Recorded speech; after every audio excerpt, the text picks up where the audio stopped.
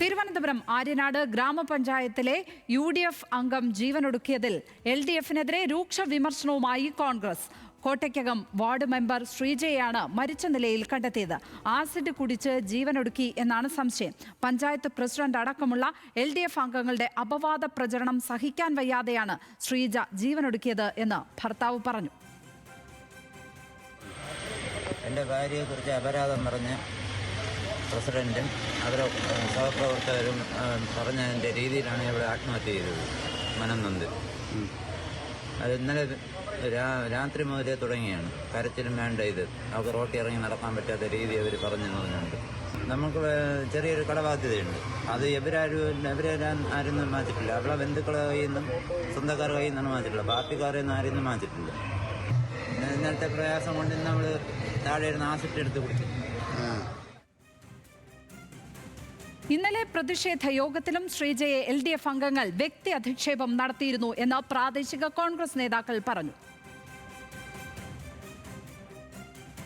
ആര്യനാട് ഗ്രാമപഞ്ചായത്ത് പ്രസിഡന്റ് അടക്കമുള്ള CPMന്റെ നേതാക്കളുടെ അപവാദ പ്രചരണങ്ങളും ഇന്നലെ നടത്തിയ ഒരു പ്രതിഷേധ യോഗത്തിൽ അവർ നടത്തിയ വ്യക്തിപരമായ പരാമർശങ്ങളും അതിൽ മനംനൊന്താണ് ശ്രീമതി ശ്രീജയ്ക്ക് ആത്മഹത്യ ചെയ്യേണ്ട സാഹചര്യമുണ്ടായിരുന്നു.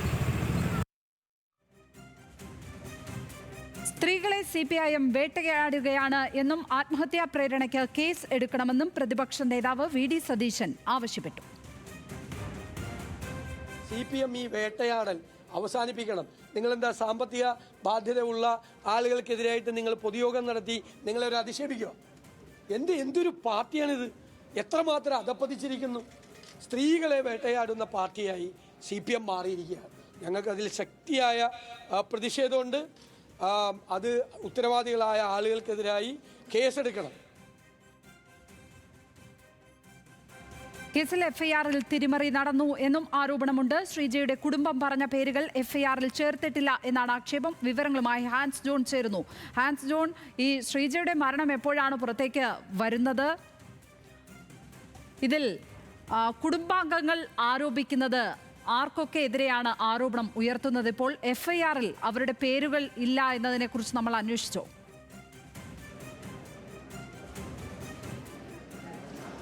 ലക്ഷ്മി, പ്രാഥമികമായി ഇപ്പോൾ നമുക്ക് ലഭിക്കുന്ന വിവരമനുസരിച്ച് ഇന്ന് രാവിലെ മരിച്ചതിന് ശേഷം രാവിലെ 6 മണിയോടുകൂടിയാണ് ശ്രീജയെ മരിച്ച നിലയിൽ കുടുംബാംഗങ്ങൾ കണ്ടെത്തുന്നത്. മകളാണ് ഇത് ആദ്യമായി കാണുന്നത്. സമീപത്തുള്ള വീടിന് സമീപം ഇത്തരത്തിൽ ആസിഡ് കുടിച്ച നിലയിൽ കണ്ടെത്തുകയും പിന്നീട് ഞാനിപ്പോൾ നിൽക്കുന്ന ആര്യനാട് സാമൂഹ്യ ആരോഗ്യ കേന്ദ്രത്തിലേക്ക് എത്തിക്കുകയും ചെയ്തു. പക്ഷേ അതിന് മുൻപ് തന്നെ ശ്രീജ മരണപ്പെട്ടിരുന്നത്. ആദ്യം പോലീസ് കേസെടുത്തിരുന്നത് മനഃപൂർവ്വമല്ലാതെ സ്വമേധയാ ജീവനൊടുക്കി സാധാരണ ആത്മഹത്യ കേസുകളിൽ വകുപ്പിട്ടെടുക്കുന്നത് പോലെ തന്നെയുള്ള ഒരു FIR തന്നെയാണ് ആദ്യം പോലീസിൻ്റെ ഭാഗത്തു നിന്നുണ്ടായത്. അസ്വാഭാവിക മരണത്തിനാണ് കേസെടുത്തത്. പക്ഷേ പിന്നീടാണ് കുടുംബം ആരോപണം ഉന്നയിച്ചത്. ഇത്തരത്തിൽ CPMന്റെ നേതൃത്വത്തിൽ ഇന്നലെ ഒരു പ്രതിഷേധ സംഗമം ഉണ്ടായിരുന്നു. ഈ പ്രതിഷേധ സംഗമത്തിൽ ഇത്തരത്തിൽ കോട്ടയ്ക്കകം വാർഡ് മെമ്പറായിട്ടുള്ള ശ്രീജ മറ്റുള്ളവരെ പറ്റിച്ച് വലിയ രീതിയിലുള്ള സാമ്പത്തിക തട്ടിപ്പ് നടത്തുന്നു. ഇതിന് കൂട്ടുനിൽക്കുന്നത് ശ്രീജ കൂടി അടങ്ങുന്ന മുന്നണിയാണ് ഇത്തരത്തിൽ അതിന് നേതൃത്വം നൽകുന്നത് എന്നൊരു ആരോപണം ഉന്നയിച്ചുകൊണ്ടായിരുന്നു CPMന്റെ ഭാഗത്തു നിന്ന് വലിയ രീതിയിലുള്ള പ്രതിഷേധം ഈ ആര്യനാട് ഭാഗത്ത് വെച്ചുണ്ടായത്. ഇന്നലെ വൈകിട്ട് 4 മണിക്കായിരുന്നു. പക്ഷേ ഈ പ്രതിഷേധത്തിന് ശേഷം വലിയ രീതിയിലുള്ള മനോവിഷമം ശ്രീജയ്ക്ക് ഉണ്ടായി എന്നാണ് കോൺഗ്രസ് നേതാക്കളും അതിനോടൊപ്പം തന്നെ കുടുംബാംഗങ്ങളും ആരോപിക്കുന്നത്. ഇത് മണ്ഡലം പ്രസിഡന്റിനോടക്കം ശ്രീജ വ്യക്തമാക്കുകയുണ്ടായി. ഇന്നലെ രാത്രി മണ്ഡലം പ്രസിഡന്റിനെ വിളിച്ച് ഇത്തരത്തിൽ തനിക്കെതിരെ വ്യക്തിഹത്യ CPMന്റെ ഭാഗത്തു നിന്നുണ്ടായി എന്നടക്കമുള്ള ആരോപണങ്ങൾ ശ്രീജ ഉന്നയിച്ചു എന്നാണ് കോൺഗ്രസ് നേതാക്കളടക്കം വ്യക്തം.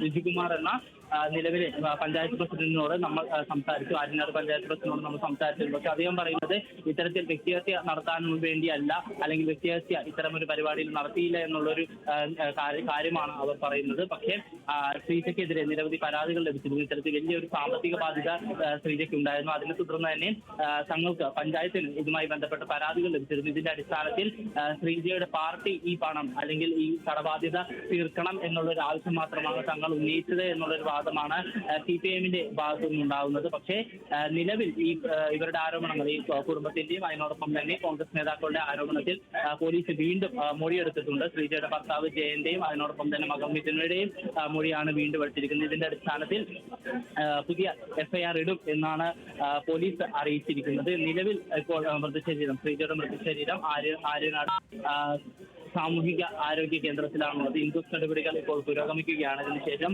മൃതശരീരം പോസ്റ്റ്മോർട്ടം നടപടികൾക്കായി മെഡിക്കൽ കോളേജിലേക്ക് കൊണ്ടുപോകും എന്നാണ് പോലീസ് അറിയിക്കുന്നത്. അതിനുശേഷം ഇന്ന് തന്നെ മൃതസംസ്കാരവും ഉണ്ടാകും എന്നാണ് നമുക്ക് മനസ്സിലാക്കാൻ കഴിയുന്നത്. പക്ഷേ വലിയ ആരോപണങ്ങളാണ് ഈ വിഷയവുമായി ബന്ധപ്പെട്ട് CPIMനെതിരെ ഉന്നയിക്കപ്പെടുന്നത്. കാരണം ഒരു വ്യക്തിഹത്യ നടത്തുന്ന ഒരു സാമ്പത്തികമായ അല്ലെങ്കിൽ പേഴ്സണലായിട്ടുള്ള ഒരു സാമ്പത്തിക ബാധ്യതയുടെ പേരിൽ വലിയ രീതിയിലുള്ള ആരോപണങ്ങൾ ഒരു വാർഡ് മെമ്പർക്കെതിരെ ഉന്നയിക്കുന്നു. തെരഞ്ഞെടുപ്പ് അടുക്കാനിരിക്കുന്ന സാഹചര്യത്തിൽ ഇവർക്കെതിരെ വലിയ രീതിയിലുള്ള ഒരു പ്രതിഷേധ പ്രചരണം പാർട്ടിയുടെ CPIMന്റെ ഭാഗത്തുനിന്നുണ്ടാകുന്നു. അത് അവർക്ക് വലിയ രീതിയിലുള്ള മാനഹാനി ഉണ്ടാക്കുന്നു എന്നൊക്കെ ചൂണ്ടിക്കാണിച്ചുകൊണ്ടുള്ള ആരോപണങ്ങളാണ് ഇപ്പോൾ കോൺഗ്രസ് നേതാക്കളും അതിനോടൊപ്പം തന്നെ ശ്രീജയുടെ കുടുംബവും ഉന്നയിക്കുന്നത്. പക്ഷേ എന്തായാലും ആരോപണം പഞ്ചായത്തും അധികൃതരും CPIM എല്ലാം തന്നെ നിഷേധിക്കുന്നുണ്ട്. ഇതിനെതിരെ ശ്രീജയുടെ മരണത്തിനെതിരെ പരാതി നൽകും, വ്യക്തമായ അന്വേഷണം നടത്തണം എന്നാവശ്യപ്പെടുമെന്നൊക്കെയാണ് ഇപ്പോൾ പഞ്ചായത്ത് പ്രസിഡന്റ് വ്യക്തമാക്കുന്നത്. ലക്ഷ്മി, ഹാൻസ് ജോൺ ആണ് തിരുവനന്തപുരത്ത് നിന്ന് വിവരങ്ങൾ പങ്കുവച്ചത്.